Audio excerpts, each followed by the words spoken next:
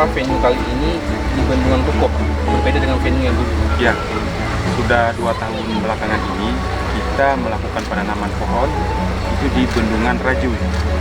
Dan alhamdulillah sekarang bisa kita lihat di Bendungan Raju itu tanaman-tanaman yang kita tanam 2 tahun belakangan ini sudah tumbuh subur dan sudah berproduksi sebagiannya. Untuk tahun ini kita memilih lokasi Bendungan Rukuk di Kabupaten Pidi ini yang sedang ongoing, dan kondisi tanah kita lihat ini sangat subur. Mudah-mudahan dapat berhasil sebagaimana Bendungan Raju.